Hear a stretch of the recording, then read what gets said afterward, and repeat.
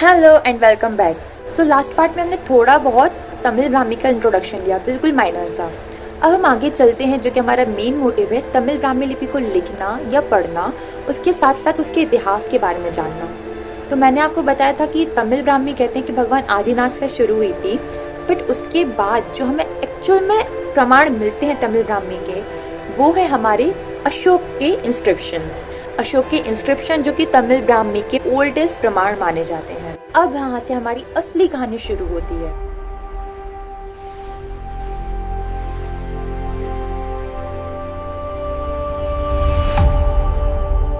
Third BCE की बात थी, यानी आज से लगभग 2300 साल पुरानी बात। सम्राट अशोक, जो कि बहुत ही क्रूल सम्राट माने जाते थे, तो क्या हुआ कि उन्होंने कलिंग जो आज का उड़ीसा है, उसके साथ वॉर करा। युद्ध में बहुत कुछ नाश हो गया, बहुत लोग मारे गए, सब कुछ हो गया। तो उसको रियलाइज हुआ कि व्हाट आई हैव डन, मैंने क्या कर दिया है, मैंने इतने सारों को मार दिया है, किस लिए? सिर्फ एक राज्य के लिए। तो उन्होंने सोचा कि अब इसको छोड़ते हैं और हम धम्म का मार्ग अपनाते हैं। धम्म यानी कि dharma, in Pali term it is called as dhamma. उन्होंने सोचा मैं धम्म का मार्ग अपना लूंगा, मैं तो प्रैक्टिस कर लूंगा, पर मैं लोगों तक कैसे पहुंचाऊँ, दूर दूर तक कैसे जाऊँ, मैं तो जा नहीं पाऊंगा। तो उन्होंने एक आइडिया निकाला, that is inscription.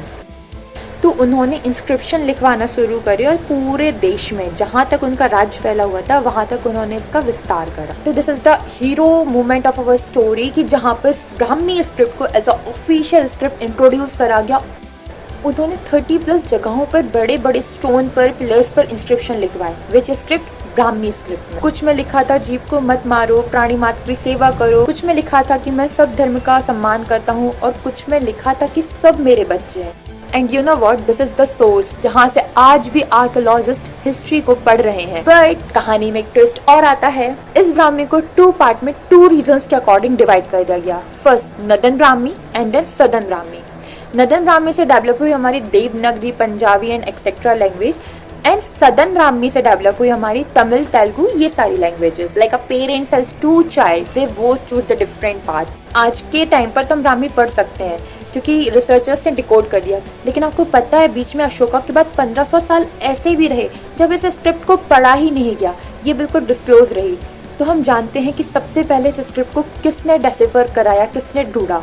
So after 1500 years, finally 1837 में ब्रिटिश एपिग्राफिस्ट मतलब जो हमारे पुराने शिलालेखों को पढ़ते हैं, न्यूमोलॉजिस्ट यानी कि जो कॉइन्स को पढ़ देते हैं, basically archaeologist, James Prinsep, who British epigraphist James Prinsep, उन्होंने फर्स्ट टाइम कंप्लीटली हमारी ब्राह्मी स्क्रिप्ट को पढ़ा। And tada, this is the first time हमारी ब्राह्मी लिपि डेसिफर हो गई, जो कि आज हम सीखने वाले हैं कि कैसे लिखी और बोली जाती है, बट 1 by 1।